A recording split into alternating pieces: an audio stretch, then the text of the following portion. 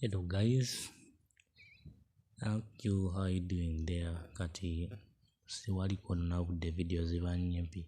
Bw'ayagala okuleetinga Airtel Mastercard osobola okukola transactions sente okuzijja ebweru, okusindika sente ebweru, withdrawing money from completing surveys from abroad. Nga you want to create a Airtel Mastercard ogenda kukola woti okwanguya ensonga. Genda ku dial pad y'essimu yo. I think when you get a dial pad mwenna mukitegeera kansonge nawo mulabirewo ddala wano awo.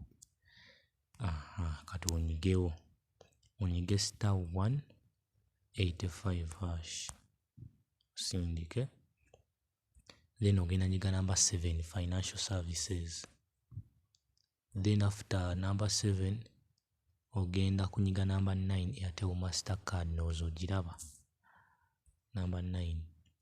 Bagenda kugamba get a card, my card details, delete card.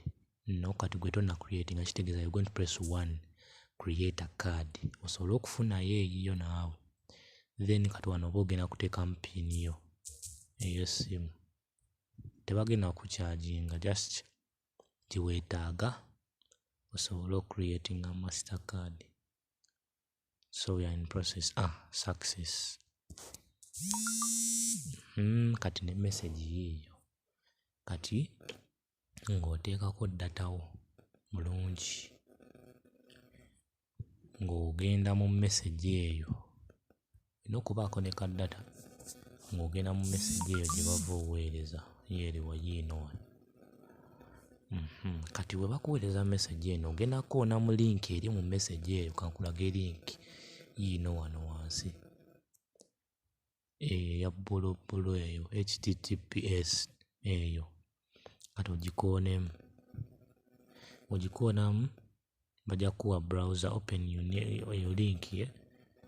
Kati ng'ogenda ku browser yonna, nze njagala nnyo Chrome. Ng'ogenda ku browser yo, kati bagenda kukutuusiza wano onyige request OTP.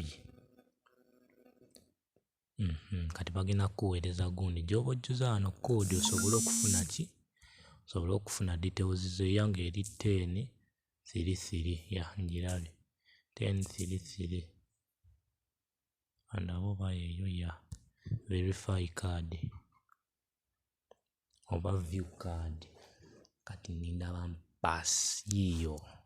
Kati oba kuwa kaadi eno kyogenda okunkolera kiri ekyo, ogenda copy namba yaayo oba yeno Mastercard actually. Kati nze buli kimu ekyange kiri wano.